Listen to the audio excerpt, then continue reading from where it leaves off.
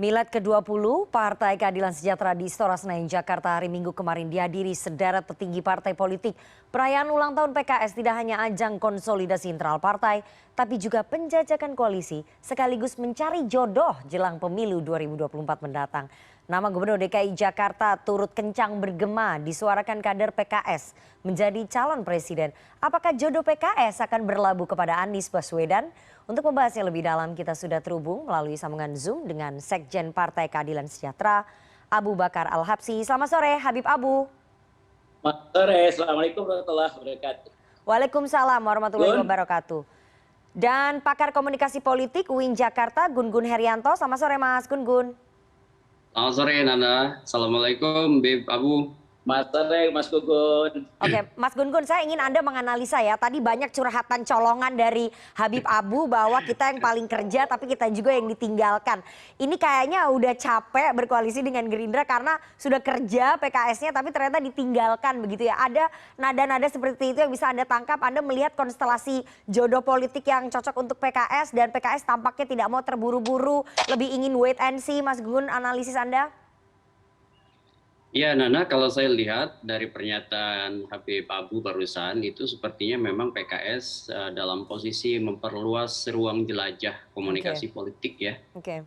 Terutama dalam konteks ini adalah kemungkinan-kemungkinan untuk bermitra dengan partai mana dan mengusung siapa. Saya lihat tentu PKS juga belajar ya dari 2019 ya dari 2014 dan tidak mudah memang menentukan positioning sebagai partai di luar kekuasaan dan tentu potensi kolaborasinya dengan partai-partai lain untuk 2024. Meskipun saya lihat memang soal chemistry dan rekam jejak politik itu tidak bisa ditanggalkan begitu saja. Misalnya tadi seperti pola hubungan dengan Gerindra ya, yang eksplisit tadi disebut bahwa beberapa kali ditinggalkan. Itu juga menjadi catatan tentu bagi PKS kan, dan aksi reaksi dengan pernyataan dari partai lain seperti kan nggak mungkin juga meskipun ruang jelajahnya diperluas, sepertinya chemistry dan PD Perjuangan itu sulit sekali untuk kemudian dipersatukan. Terlebih misalnya Sekjen PDIP juga sudah mengeksplisitkan itu lewat Mas Hasto dan respon PKS saya lihat semakin bijak ya bahwa tidak terlalu reaksioner ya terkait dengan pernyataan Mas Hasto beberapa waktu lalu. Nah, jadi Nana saya melihat begini, jadi kalau soal potensi jodoh menjodohkan itu masih tergantung pada 3 faktor nih. Ya, faktor pertama itu soal siapa figur ya yang akan diusung. Ya, ini bicara belanja nama nih dalam konteks ini tentu hubungannya dengan perkembangan figur dalam konteks reaksi publik. Kemudian yang kedua adalah konstelasi internal dan eksternal partai politik ya. Kita bisa lihat misalnya kan dinamika itu masih terjadi di PD Perjuangan.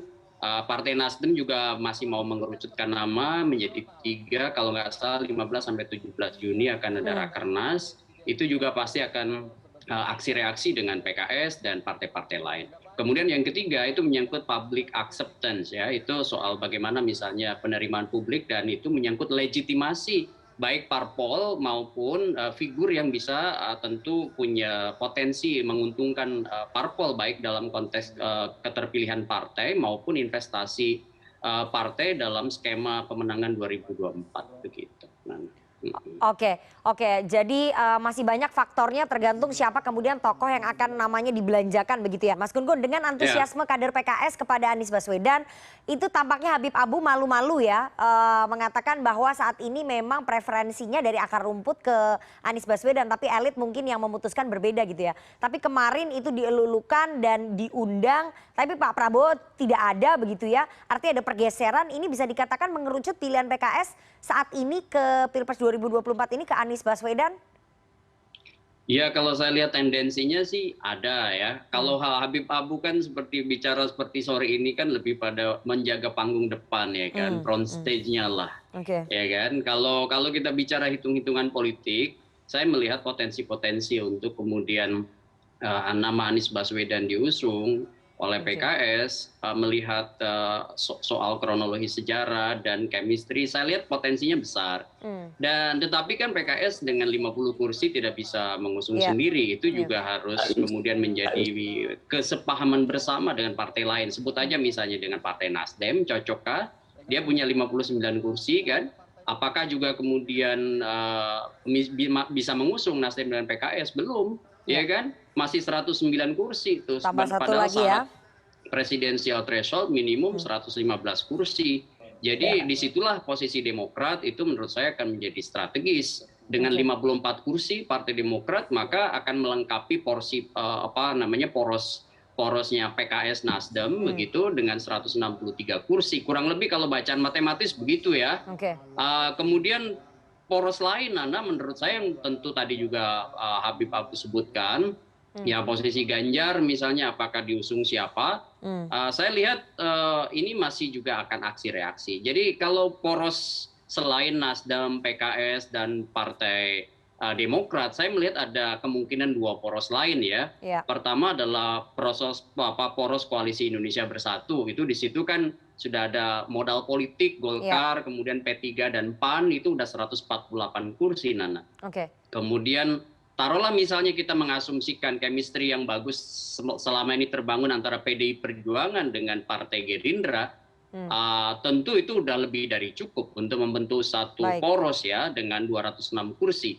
Sekalipun misalnya Gerindra maju sendiri dan PDIP maju sendiri, itu menurut saya PDIP udah punya kans untuk mencapreskan wakil dari partainya. Sebut aja misalnya Puan Maharani, karena dia punya 128 kursi, artinya 22,26%. Kan begitu Nana. Tetapi politik kan bukan soal matematis, politik itu soal psikologis ya, dan kemudian soal juga bagaimana misalnya benefit of office, keuntungan dalam kekuasaan, yang itu pasti dihitung oleh PKS dan juga partai-partai lain. Oke, Mas Gun-Gun, saya ingin tanya ya, kemarin di akhir pidatonya itu kan Pak Anies memberikan pantun, berharap bersama dengan PKS. Ini berarti sinyal bahwa Pak Anies masih nyaman dan ingin melanjutkan kerjasama untuk bisa maju dalam kontestasi Pilpres 2024, atau kalau beliau tidak dapat tiket, kemudian beliau bisa maju lagi di Pilgub untuk 2 periode gitu, untuk periode kedua. Bacaannya seperti itu ya, bahwa memang nyaman ingin tetap bersama dengan PKS. Ya kalau kemudian dikasih panggung ya, meskipun itu tentu kemarin kan artinya diberi panggung dan itu adalah stimulan ya kan oleh PKS, meskipun belum tentu kemudian berujung pada pencapresan, tapi tendensi menuju situ artinya memang difasilitasi oleh PKS, dan kemudian juga Pak Anies memberi sambutan dengan retoris ya, yang itu kemudian menunjukkan bahwa dia juga nyaman dengan PKS, artinya kan upaya aksi reaksi untuk membentuk chemistry politik kan Nana di situ. Artinya chemistry politiknya dalam nyambung catatan lah. saya Pilpres 2024 itu game changernya itu ada 3 ya. Pertama adalah PDI Perjuangan. Itu akan sangat dipengaruhi oleh sosok Ibu Mega, kemana apakah Puan atau Ganjar itu akan mengubah peta atau konstelasi. Kemudian yang kedua adalah figur Anies Baswedan dan Ganjar Pranowo, apakah mereka dapat tiket dalam pengusungan capres atau tidak. Nah ini akan mengubah seluruh skenario partai-partai, termasuk menurut saya yang sudah berkoalisi secara dini yang disebutkan Koalisi Indonesia Bersatu. Oke, Mas Gun-Gun, terakhir singkat saja karena waktu kita tidak banyak, kita akan bergabung ke Istana mendengarkan keterangan pers dari Presiden. Singkat saja, analisa Anda PKS nanti ujungnya akan kemana? Apakah ikut saja atau mencoba untuk mengusung capres seperti tahun 2004 pada saat mengusung Pak SBY? Saya lihat PKS akan mengambil posisi, tetapi sulit mencapreskan kader internal karena tingkat elektabilitas ya. Kemungkinan akan mengambil Anies Baswedan. Saya punya keyakinan bahwa kalau misalnya ada partai lain yang merespons ya, dan kemudian skemanya sama, artinya memang mau memenangkan kandidat seperti yang diinginkan oleh PKS, maka kemudian bangunan strategi PKS dalam konteks skema 2024 akan dijalankan. Taruhlah misalnya apakah bertemu dengan Nasdem, apakah bertemu dengan Partai Demokrat, ini yang saya lihat masih kemudian dihitung dalam konteks hitung-hitungan politiknya. Oke, masih cair sekali seperti tadi dikatakan oleh Habib Abu bahwa PKS tidak ingin terburu-buru karena sudah capek kalah pemilu presiden 2 kali berturut-turut PKS targetnya ingin menang begitu ya. Siapa yang akan diusung sebagai pemenang kita belum tahu karena pemilunya masih 1 tahun 8 bulan, tapi kondisi politik pasti akan sangat menghangat beberapa waktu ke depan. Pertemuan-pertemuan politik pasti akan digegas oleh petinggi PKS dengan partai-partai lain. Terima kasih sekali 2 orang narasumber yang sudah bergabung pada sore hari ini. Ada Sekjen PKS Abu Bakar Al-Habsyi dan juga Gun Gun Herianto, pakar komunikasi politik UIN Jakarta. Sehat selalu Habib Abu dan juga Mas Gun Gun. Selamat sore. Dan informasi terkini lainnya akan kami hadirkan sesaat lagi. Tetaplah bersama CNN Indonesia Newsroom.